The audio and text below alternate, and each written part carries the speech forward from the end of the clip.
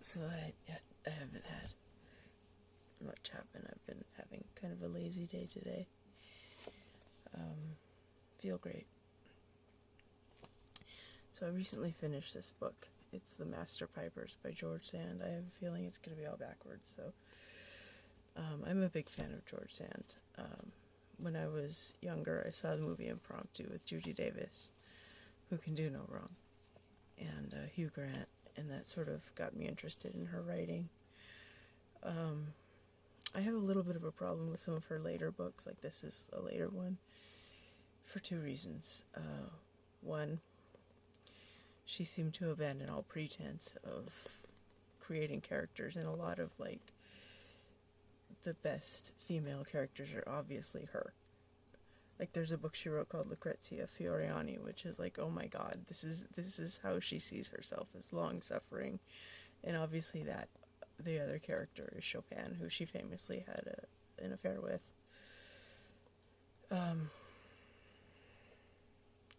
But I don't have it bookmarked in here, but there's a part where she says, just out of the blue, it's like a new chapter. You know, the kids now are, you know, they've basically, what she says is gone to hell. But when we were young, we were great, and this is what we did. And it was just like, she had an interesting life. She was, you know, for her time, she had a husband, but she didn't live with him. She moved to Paris to write and sleep with tons of famous men, and just lived a life that women in that time, you know, in France in the 19th century could only dream of. But I need to learn a little bit more about her life before I can comment on that. It's just reading the book itself. There's a little bit about interclass relationships, and I think that there's a lot of nuance that's lost with time and in translation, since this is, you know, translated from the French. So, but that's just something you have to get used to when you're reading a book from the past. There's going to be a lot of references and ways of speaking and thinking that are just lost. So for my 21st century eyes, it doesn't look like as deep a commentary on class as it could be, but I don't know. For instance, one of the main characters, who is a master bagpiper, is also a mule driver, which I guess is that's something that we had in America too. It's a profession, but you know, it does sort of go into like what class they would be considered. They would be considered very much lower class and not really eligible to be marrying, you know, a respectable village woman. But without a real understanding of how classes worked in 19th century France, it's, you know, I have to, you know, and I'm going to admit I didn't read the introduction. Sometimes I will skip the introduction, just ready to read the novel. So to my 21st century eyes, it doesn't look like as deep a commentary on class, interclass relationships, as it might have been to 19th century French eyes. That being said, though, as I said, I have a problem with some of her later novels. Some of them are hard to get through. The earlier ones, where she kind of just threw everything. I mean,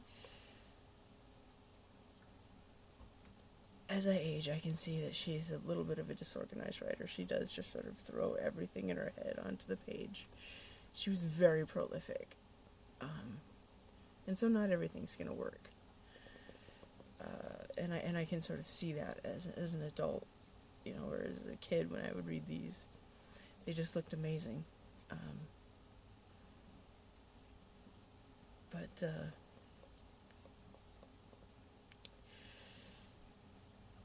I had a good time reading this for the story, because sometimes she does get wrapped up in whatever commentary, whatever message she's trying to deliver. And this one was it's just an interesting pastoral story outside of any allegory or commentary in the text. Um, yeah, it's been a while. I mean, I don't think I'd ever actually read this, and I've always enjoyed, like, sort of Honoré de Balzac. I sort of enjoy French literature a lot,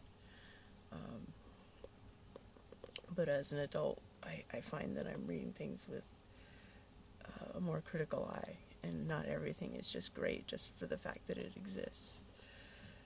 So there have been some George Sand books that I have not fully enjoyed, so I get a little trepidatious when it comes to starting a new one, and this one delivered. I would recommend this, The Master Pipers. There's going to be a lot in it for anybody who's at all interested in reading this that might need to look up, like, the dances, the kind of music they're discussing, that stuff. But I not being a visual, being more a auditory, the words for me are fine. I don't need to visualize the dance and know that they're doing a vigorous dance that people who are in love would do. So yeah. I don't know much about this book talk thing, but I had a good time reading this, and I would recommend it to anybody who's interested in 19th century French literature, or even women who lived lives that you wouldn't think they would live in that time and place. She's, from what I can gather, because again, there's not a good contemporary biography. There's stuff from her time, which I prefer biographies closer, when all concerned are gone, and people can be really honest with the truth. So, but until something really comprehensive comes out, all we have is her writings, her diaries, biographies from a long time ago. So yeah, thank you for listening. I'll get better at this. I'll talk to you later.